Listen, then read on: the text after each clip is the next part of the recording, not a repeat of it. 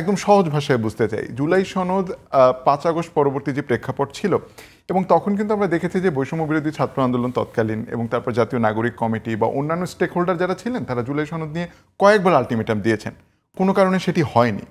আজকে যখন বিভিন্ন মহল থেকে, বিশেষ করে রাজনৈতিক দলগুলো থেকে একটি জাতীয় নির্বাচনের প্রশ্ন উঠছে এবং সেটি যত দ্রুত সম্ভব করার জন্য একটা তাগাদা রয়েছে, সেই প্রেক্ষাপটে আসলে জুলাই সনদটি যেভাবে খসড়াটি তৈরি করা হয়েছে, নিশ্চয়ই আপনি পড়েছেন, একটু তাড়াহুড়া মনে হচ্ছে কিনা?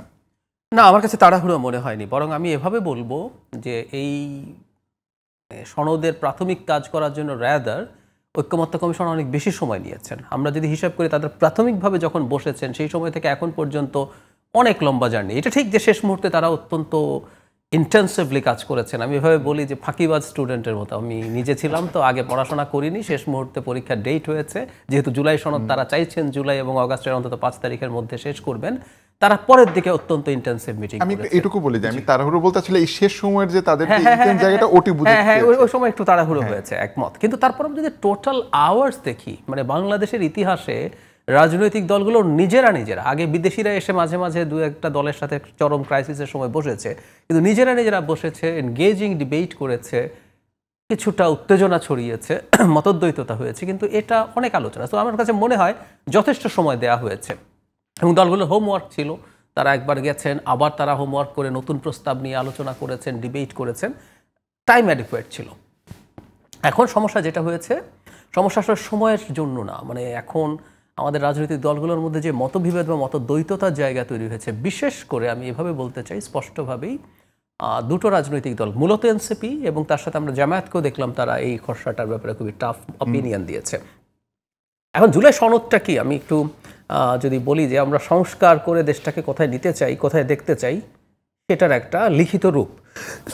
সরি, এই লিখিত রূপটা তারা যখন দিতে যান, আমরা তো আলোচনায় বসেছি, আমরা তো কতগুলো জিনিসে একমত হওয়ার চেষ্টা করছি, এবং যখন আমরা আলোচনায় বসি, একমত হওয়ার চেষ্টা করি, আমরা নিশ্চিতভাবেই বলতে পারি যে আমরা সব কিছুতে একমত হব না। এটাই নিয়ম। যে দলটা যা চেয়েছে সব কিছু সেভাবে হবে না। কিন্তু আমরা দেখলাম বিশেষ করে এনসিপি, তাদের কিছু তথাকথিত মৌলিক সংস্কার যদি না থাকে এবং সেটাকে কিভাবে আমরা বাস্তবায়ন করব, সেটা নিয়েও একটা ডিবেট তৈরি হয়েছে। তারা চান যেগুলো সব বাস্তবায়ন করে, মানে তাদের চিন্তার এগুলো সব থাকতে হবে এক, এবং এগুলো সব বাস্তবায়ন করে যেতে হবে। এখন সংকটটা যে জায়গায় দাঁড়িয়েছে সেটা হলো, ধরুন যেই জিনিসগুলো আইন সংশোধনের মাধ্যমে সম্ভব, প্রশাসনিক ব্যবস্থাপনার তো কোনো কিছুই লাগে না, আইনের মাধ্যমে যেগুলো সংস্কার করা সম্ভব সেগুলোর জন্য এখন যেহেতু পার্লামেন্ট নেই, আইন প্রণয়ন সম্ভব না, কিন্তু রাষ্ট্রপতির অধ্যাদেশের মাধ্যমে সেটা করা যায়। এটা আইনের মতো এফেক্টিভ, যার শর্ত হচ্ছে পরবর্তী পার্লামেন্টে এটাকে পাস করে নিতে হবে। এখন কনস্টিটিউশন অ্যামেন্ডমেন্টের পদ্ধতি নিয়ে আসলে মূল ডিবেটটা, যতটুকু অন্তত একমত হওয়া হয়েছে সেটা আমরা কিভাবে করব। যেমন এই খসড়াতে বলা হয়েছে যে এটা পার্লামেন্টে হবে এবং পরবর্তী 2 বছরের মধ্যে হবে, কিন্তু এটাই তারা গ্রহণ করছেন না।